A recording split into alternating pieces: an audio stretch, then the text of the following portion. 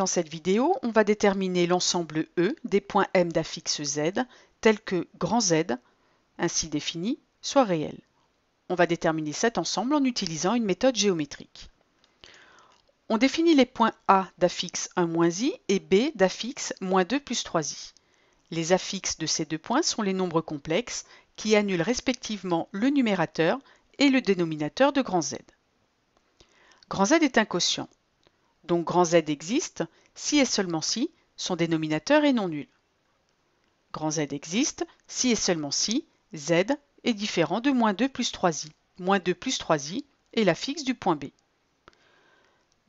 Donc le point B n'appartient pas à l'ensemble E, puisque grand Z n'est pas défini pour Z égale ZB. Dans la suite, on va donc prendre Z différent de -2 plus 3i de façon à ce que grand Z soit bien défini. Premier cas, on prend Z égale à 1-i, 1-i qui est l'affixe du point A. On a alors grand Z qui est égal à 0. 0 est un réel, donc grand Z est un réel. Le point d'affixe 1-i appartient donc à l'ensemble E. Donc A appartient à l'ensemble E. Deuxième cas, prenons maintenant Z différent de 1-i. On a alors grand Z qui est différent de 0. On va donc pouvoir utiliser les arguments de grand Z. On remarque que grand Z s'écrit Z moins ZA sur Z moins ZB. Et on va utiliser la caractérisation des réels à partir des arguments. Grand Z est réel si et seulement si argument de grand Z égale à Kpi avec K appartenant à Z.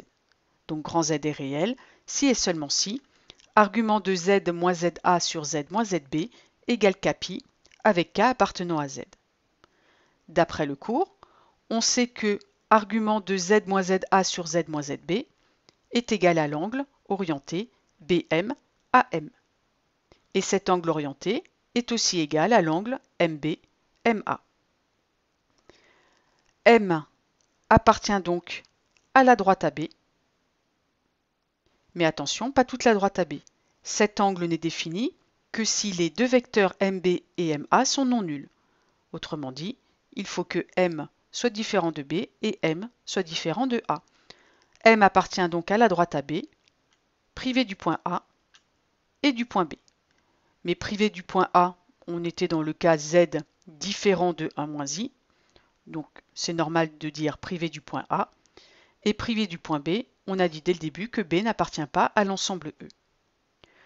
Pour conclure et donner l'ensemble E, on va maintenant faire la réunion de ce que l'on a trouvé dans le premier cas et dans le deuxième cas.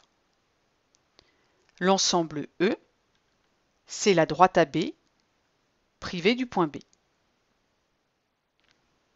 Intéressons-nous maintenant à un problème très proche de celui que l'on vient de faire, déterminer l'ensemble F des points M d'affixe Z tels que grand Z soit imaginaire pur.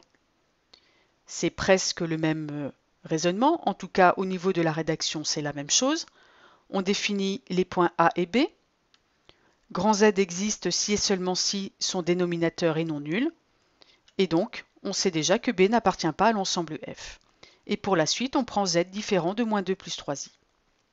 Premier cas, Z égale à 1-i. On a alors grand Z qui est égal à 0, et 0 est un imaginaire pur. Donc grand Z est un imaginaire pur. On en déduit que le point d'affixe 1-i, autrement dit le point A, appartient à l'ensemble F. Deuxième cas, on prend Z différent de 1-i, et on a grand Z différent de 0. On va utiliser la caractérisation des imaginaires purs. Grand Z imaginaire pur si et seulement si argument de grand Z égale pi sur 2 plus Kpi, avec K appartenant à Z. Donc grand Z imaginaire pur si et seulement si argument de Z moins ZA sur Z moins ZB égale à pi sur 2 plus Kpi avec K appartenant à Z. Comme précédemment, on remplace cet argument par l'angle BM AM qui est égal aussi à l'angle MB MA.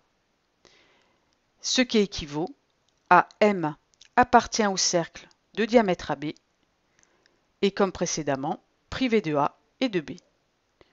On conclut et on trouve l'ensemble F en faisant la réunion de ce que l'on a trouvé dans le premier cas et dans le deuxième cas. l'ensemble F est le cercle de diamètre AB privé du point B.